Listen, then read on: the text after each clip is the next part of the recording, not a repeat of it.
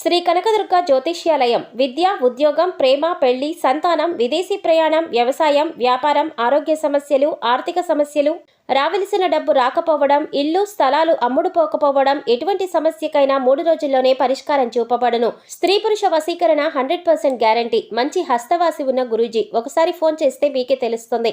Pandit Kishore Sharma. Cell number 9113881062. ఓం శ్రీమాత్రే నమః. ఛానల్లోకి స్వాగతం అండి. తులారాశి వారికి అదృష్ట సమయం వచ్చేసింది. ఎంతో కాలంగా మీరు ఎదురు చూస్తున్న 10 శుభవార్తలను ఈ నెల 9వ తారీఖు తర్వాత వినబోతున్నారు. ఈ శుభవార్తలు మీ జీవితంలో ఆనందాన్ని తీసుకువస్తాయి. మరి ఈ నెల 9వ తారీఖు తర్వాత తులారాశి వారు వినబోతున్న ఆ శుభవార్తలు ఏంటి? ఈ శుభవార్తలు వినడానికి ముందు మీరు ఎటువంటి ప్రవర్తన కలిగి ఉండాలి, ఎవరితో మీరు జాగ్రత్తగా ఉండాలి, అలాగే ఏ దేవతారాధన చెయ్యాలి అనే అంశాలతో పాటుగా తులారాశి వారి గురించి కొన్ని ఆసక్తికరమైన విషయాలను ఈ వీడియోలో మనం వివరంగా తెలుసుకుందాం. కానీ అంతకంటే ముందుగా మీరు కనుక మన ఛానల్ని ఇప్పటి వరకు సబ్స్క్రైబ్ చేసుకోకపోతే వెంటనే సబ్స్క్రైబ్ చేసుకొని పక్కనే వచ్చిన బెల్ ఐకాన్ నొక్కి ఆల్ సెలెక్ట్ చేసుకుంటే మేము ఇలాంటి వీడియోస్ అప్లోడ్ చేయగానే ముందుగా మీకు నోటిఫికేషన్ వస్తుంది. అలాగే వీడియో ఎక్కడా కూడా స్కిప్ చేయకుండా చివరి వరకు చూస్తేనే మేము ఏం చెప్తున్నామో మీకు పూర్తిగా అర్థమవుతుంది. ఇక వివరాల్లోకి వెళ్తే, మిగిలిన రాశులన్నింటికంటే కూడా ఈ రాశి వారిని చాలా ప్రత్యేకమైన వారుగా జ్యోతిష శాస్త్రంలో చెప్పబడి ఉంది. మరి తులారాశి వారు ఎందుకు అంత ప్రత్యేకం అంటే, వీరికి ఉన్నటువంటి సహాయం చేసే గుణం, కార్యదీక్షత, కార్యదక్షత, సంయమన పాలన వంటి అనేక అంశాలను కలిగి ఉండటం వల్ల తులారాశి వారు అందరికంటే ప్రత్యేకమైన వారుగా చెప్పవచ్చు. అయితే తులారాశి వారు ఈ సమయంలో మీరు జాగ్రత్తగా ఉండాలి. ఈ సమయంలో మీరు చేయవలసిన పని ఏంటంటే, ముఖ్యంగా మీరు ఎటువంటి పరిస్థితుల్లోనైనా మౌనంగా ఉండటానికి ప్రయత్నించండి. ఇలా కనుక మీరు కొద్దిగా ఓర్పు పెట్టి మౌనంగా ఉన్నట్లయితే ఇప్పటిదాకా మీరు ఎవరూ వినని 10 శుభవార్తలను మీరు వింటారని చెప్పడంలో ఎటువంటి సందేహం లేదు.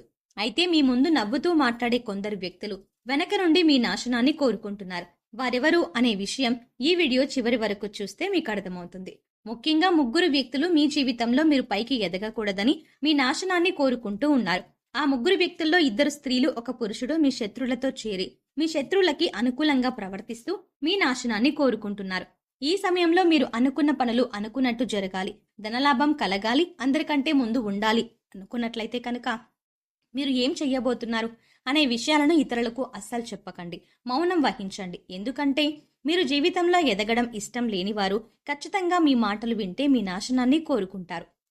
అంతేకాదు, ఈ సమయంలో మీరు ఈ కొన్ని జాగ్రత్తలు పాటించినట్లయితే ఖచ్చితంగా మీరు శుభవార్తలు వింటారు. కుటుంబంతో సంతోషంగా ఉంటారు. ఏ ఒక్క దేవుడిని ప్రార్థిస్తే 2 దేవుళ్ళ అనుగ్రహం కలుగుతుందో మీకు తెలుసా? అదేనండి, రాముడిని ప్రార్థిస్తే హనుమంతుల వారి అనుగ్రహం కూడా మీకు కలుగుతుంది. ఇక వీరిద్దరి అనుగ్రహం ఉంటే ఈ రాశి వారి జీవితం 3 పువ్వులు 6 కాయలుగా మారిపోతుంది. మరి ఆంజనేయ స్వామి వారికి ఇష్టమైన మంగళవారం రోజున మాంసాహారం తినకుండా రాముల వారిని అలాగే హనుమంతుల వారిని ప్రార్థించినట్లయితే మీ మనసులో ఉన్న కోరిక త్వరగా నెరవేరుతుంది. అంతేకాదు, ఇలా చేయటం వల్ల రాముల వారి అలాగే హనుమంతుల వారి అనుగ్రహం కూడా మీపై పరిపూర్ణంగా ఉంటుంది అని చెప్పడంలో ఎలాంటి సందేహం లేదు. ఇక అనేక రకాలుగా శని దోషాలతో బాధపడేవారు, ఎలాంటి అంటే ఏలినాటి శని, అర్ధమ శని, అర్ధాష్టమ శని, ఇలా అనేక రకాలుగా శనితో కలిగే ఎటువంటి దోషాల నుంచి బయటపడాలి అంటే మంగళవారం నాడు ఆంజనేయ స్వామి వారిని విశేషంగా పూజించాలి.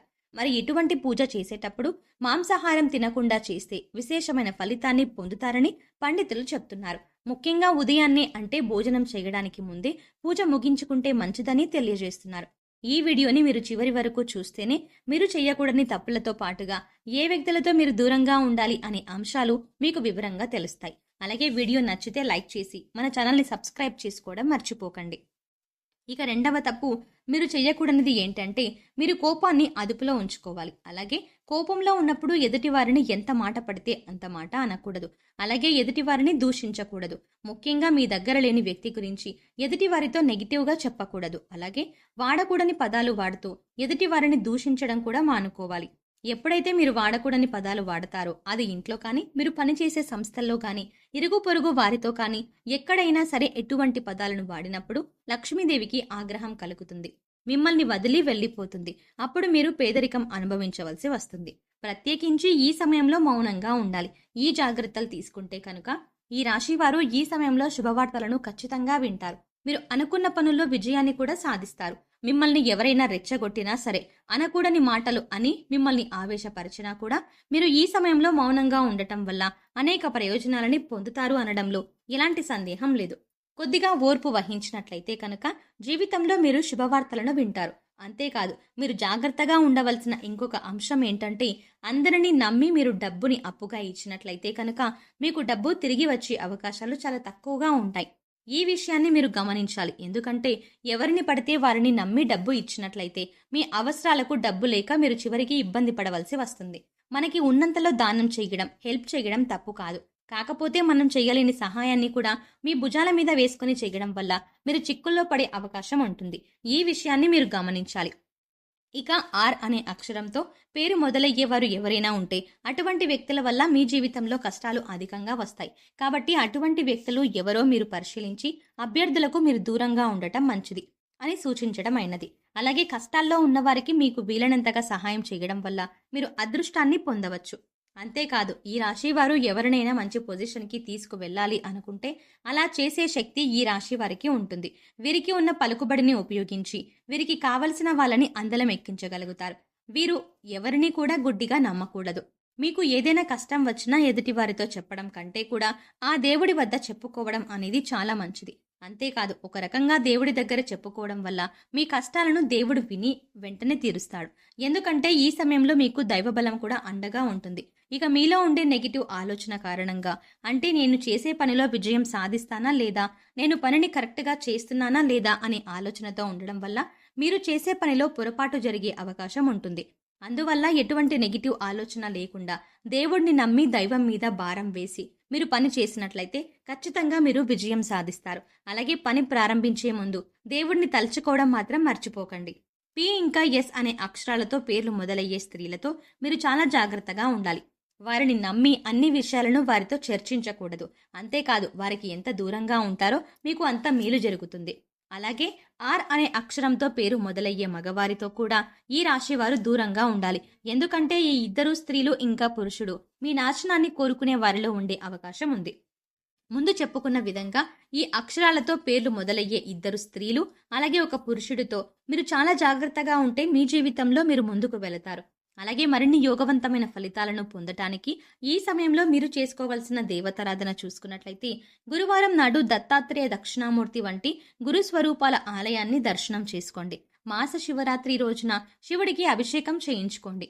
అలాగే సోమవారం నాడు శివుడికి విశేషంగా పూజ చేసుకున్నట్లయితే జీవితంలో ఉన్నతిని పొందుతారు.